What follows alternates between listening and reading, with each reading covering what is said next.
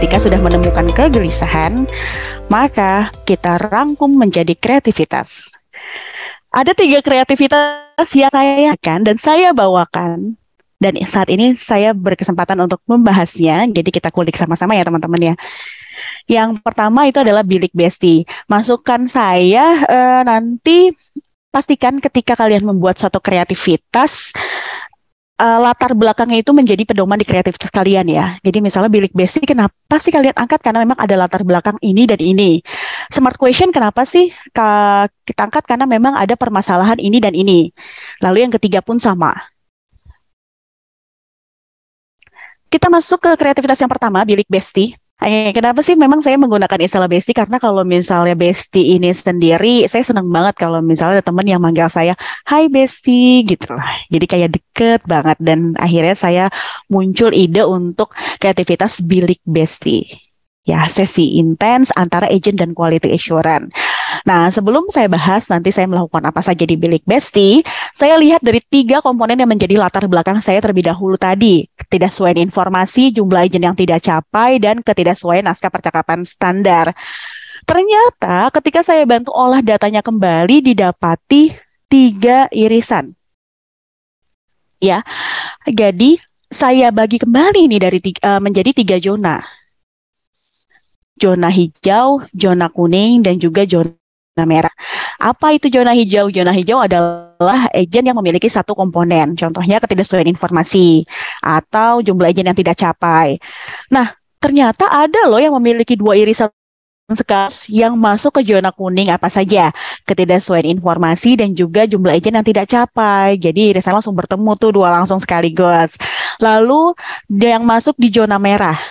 Zona merah ini adalah agen yang memiliki 3 irisan sekaligus. Ketidaksesuaian informasi, jumlah agen yang tidak capai, dan ketidaksesuaian naskah percakapan standar.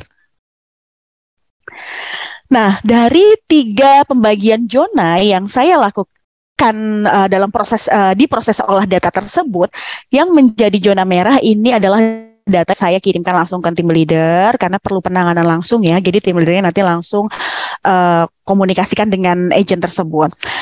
Dan yang menjadi daftar list dari bilik besti saya adalah agent yang berada di zona kuning. Ini dia. Jadi dari 3 site yang ada di Halo BCA, saya olah kembali datanya, didapati agent yang berada di zona kuning yang nantinya pada akhirnya akan menjadi data untuk peserta bilik besti. Ya, ini dia gambarannya. Jadi sudah ada datanya, kita menunggu proses persetujuan dari pihak scheduling, lalu prosesnya dimulai, ada pembahasan case, pembahasan naskah percakapan standar yang saya lakukan saat itu, dan juga ada sesi intent di mana agent bisa tanyakan, agent bisa kemukakan juga apa sih yang menjadi akar permasalahan dari agent. Lalu yang kedua adalah smart question. Setiap perusahaan pasti memiliki knowledge management system ya, artinya semua agent atau semua divisi bisa akses di dalam satu fasilitas tersebut ya. Dan dengan adanya fasilitas tersebut, saya dan tim quality assurance lainnya ini membuat list daftar pertanyaan yang biasa dikemukakan oleh CH dan nasabah.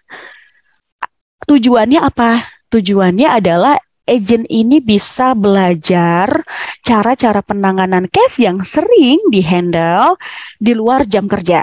Jadi bisa diakses juga nih secara langsung sebelum mereka online atau sesudah mereka online. Nah, saya lengkapi juga nih dengan prosedur-prosedur yang baru di Smart Question tersebut. Ya, jadi daftar pertanyaan ini kadang kita juga share di bilik besti apa sih yang menjadi pertanyaan kalian atau apa sih yang kalian dapati selain dari data yang kita dapatkan di proses review call. Lalu Smart Online Model. Untuk Smart Online Model ini berbeda dengan Smart Question. Kalau Smart Question berisi list atau daftar pertanyaan yang sering dikemukakan oleh nasabah. Untuk Smart Online Modul sendiri, ini adalah modul pembelajaran yang saya dan tim quality assurance lainnya susun. Ya, jadi di situ lebih mendalam lagi. Kita akan di situ terdapat penanganan case khusus, selalu ada produk knowledge terbaru juga, bagaimana cara menghandle prosedur-prosedur yang baru yang berjalan saat ini. Tapi persamaannya tetap di-upload di tempat yang sama ya, di knowledge management system kita yang sama seperti smart question sebelumnya. Istilah dari usaha tidak akan mengkhianati hasil, kita dengar ya. Tentunya ini membekas dalam pelaksanaan program saya. Jadi ketika ini dijalani maka hasilnya pun ada. Jadi dari yang sebelumnya bisa dilihat 2,9% dari ketidaksesuaian informasi ini menjadi 1,5%. Lalu jumlah agent yang tidak capai yang sebelumnya 11% menjadi 6%. Dan juga untuk ketidaksesuaian naskah percakapan standar yang sebelumnya 20% menjadi 4%.